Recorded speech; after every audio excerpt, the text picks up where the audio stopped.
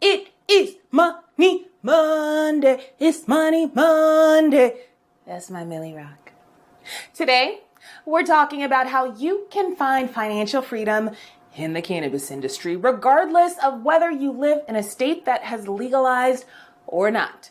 Which is what I love most about this space. The fact that it offers everyday people like you and me everywhere that are fighting for financial security and opportunity to actually obtain it now. Not when you've wasted your entire youth and adulthood chasing it, but now. So, if you're tired of slaving 50 long weeks a year to earn 2 short, measly weeks of vacation, if it feels like you've hit that glass ceiling and you don't want to wait for your idiot boss to deem you worthy of what you actually deserve, if you're tired of working hard all week just to barely afford being broke, I'm here to tell you that you have something special you can bring to the green industry and go from broke to ballin'. Appropriate? But for real, regardless, this video is for you. And knowing what not to do when you're coming into this space is just as important as knowing what to do. So before we get into the 6 biggest mistakes new entrepreneurs make when entering the industry, subscribe and be sure to join my newsletter, The Fight Club. It's where I share content aimed at helping you fight for a better business, fight for better relationships, fight for a better life. Now, back to the money. Whether you want to be directly involved in the industry where you're touching, growing, processing, or distributing the plant, or better yet, interested in making real money off the ancillary space, there is a place for you. The ancillary space includes everything that doesn't directly touch the plant, like marketing services, product packaging, technology, accounting, information, literally anything that exists as a job now. The cannabis industry is a parallel universe where an opening for that same job exists. It just has a little weed sprinkled on it. Okay.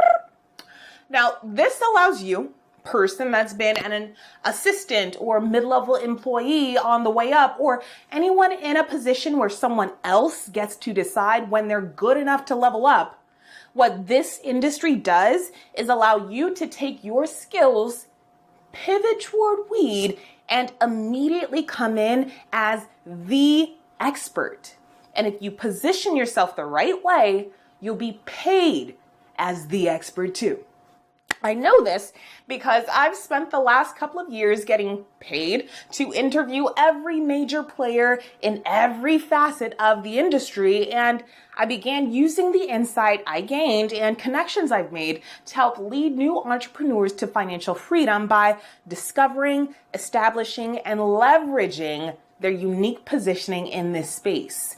And there isn't a single person I've worked with that doesn't have something they can bring to this industry. I'm not really into titles. I just help people like you escape the matrix and collect your coins. But before weed, I worked 60, 70-hour work weeks just to stay above board. And finally, when I reached near 6 figures, I spent every ounce of my waking energy earning it while sacrificing my integrity and ignoring the fact that what I was doing was sucking my soul away. That's not how it is anymore. Now I travel when I want, I work when I want, and for someone like me, who grew up one of 7 kids in a single parent home where we were so poor that I slept on the floor till I got my first bed in high school, I can't begin to express how grateful I am to now say I am financially free thanks to my place in this industry. Case in point, I found out I'm gonna have to come up with another $15,000 to $20,000 in legal fees in the next couple of months. And while this would cripple most households because I've found my unique position in this new industry, I'm irritated, but I'm not devastated. because I know I can generate that kind of cash. I know how to create that kind of value and monetize it. For example, my weed web series that took me about an hour or two to make each day got me a $348,000 contract in just 6 months. This is with me using the same exact skills I had as a reporter.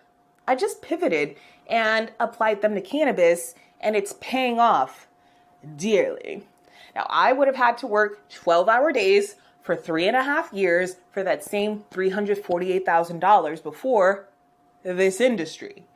And that new $20,000 bill would have crippled me. I want you to be financially free too. Now, while you're pondering coming over to where the grass is literally greener, keep this list in mind. The 6 biggest mistakes people make when getting into the green space. Number 1, thinking they have to grow or sell green to make money in this industry. That is actually one of the least profitable approaches to this new opportunity. After extremely high barriers of entry that include application, lawyer, and security compliance fees, 280E, and your inability to claim business expenses, audits, and you will be audited, and the cost of constantly changing regulations, there isn't much left. Like here in California, on July 1st of this year, every dispensary had to throw out all of the products that didn't meet packaging and testing standards, which was nearly everything. A couple weeks later, the state turned around and said, we changed our minds. Now, this costs millions in inventory, and things like this are going to continue to happen like they did in Colorado and like they did in Washington, because the industry wants to weed out the smaller players that don't have buckets of capital to keep up. Now, there are a million ways to make $1 million in weed. For most of us, weed isn't directly one of them. Okay. Number 2. Thinking they have to start their new cannabis career from scratch. There is no reason you shouldn't take everything you've been mastering and apply it to cannabis. That, your unique experience, is what is going to add the most value in cannabis, and the more value you add, the more you are compensated. So don't start at zero. Take what you have and pivot. Number 3, trusting amateurs posing as experts. I definitely fell for this one. Just because it's weed doesn't mean everyone is all peace and love and rainbows. In fact, if anything, you need to be more cautious of who you choose to trust your financial freedom with. While the industry's adolescence is what allows you to come in as an expert, scammers see the same opportunity and will tell you everything you want to hear, but have nothing to actually back it up. So do your due diligence, or you're playing yourself. Number 4, being inflexible. The cannabis industry is growing and changing, and if you aren't willing to grow and change with it, if you become unwilling to bend or pivot, you are either going to get left behind or you're gonna catch a charge. Even as someone that only sells information now, this new year, I'm not even supposed to mention any cannabis brands in California that aren't licensed. These are like the new rules that have just come into play. Otherwise, I can face fees and legal penalties, all while the brands in Colorado, Washington, and California that counted on High Times cannabis cups to move products were stuck when High Times stopped allowing vending and then stopped coming through altogether. The cannabis events that were fine are now being busted, and people across DC are getting arrested. So those are 3 different instances, me just talking about cannabis brands. You guys have seen my web series, but all of that stuff shifts because the industry is evolving and you have to be ready to evolve with it. Number 5, not designing a lifestyle around this opportunity. When you come into cannabis, you have the opportunity of a lifetime to design the life you actually want to live. You know, like in the rest of the world, it's kind of like you work and then your life is separate, but we fail to take into account the fact that those are our most focused hours of energy, and they're going towards something that we're not factoring into our lives, but it has a huge effect on our lives. So not taking the opportunity to recognize the entire picture of things and design what life it is that we want to live with this new opportunity to start again. I think that's one of the biggest mistakes that entrepreneurs getting into the industry make. A lot of them find themselves a slave to their businesses after they get in, and that's what they were trying to escape so that they could actually live life. But if you don't take time to do it, it's not going to happen for you. Your life isn't just going to line up perfectly like a set of dominoes. So designing your life, that only happens if you do so intentionally. So pausing before you take action to think about whether you want passive income, want to work a couple times a week, or want to be in a demanding and celebrated full-time job. Whether you want to vacation 6 times a year, or you want to be a digital nomad like me, working from your laptop when you feel like it, from wherever the F you want. Whether you want to be an expert that educates around the world, or you want to tuck your kids into bed every night. All of those things you have to decide. You didn't do this before your current career. That's why you're still watching the video.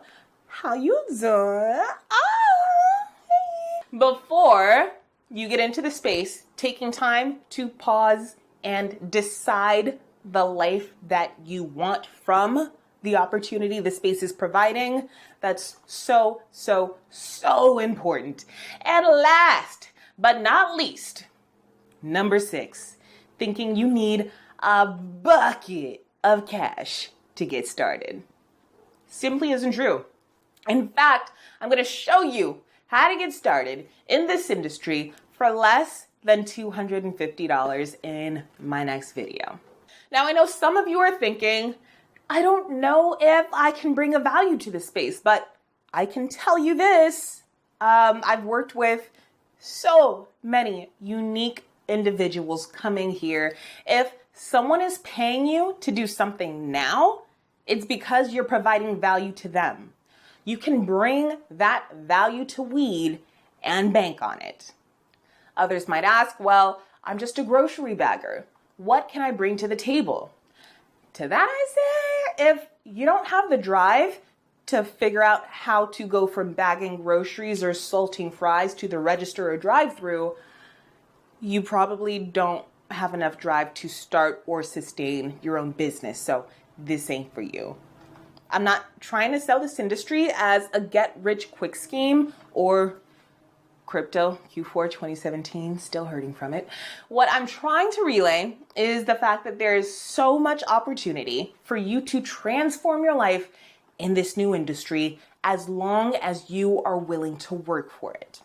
In my next video, I'm going to share the quickest way to get into the cannabis industry. So stay tuned.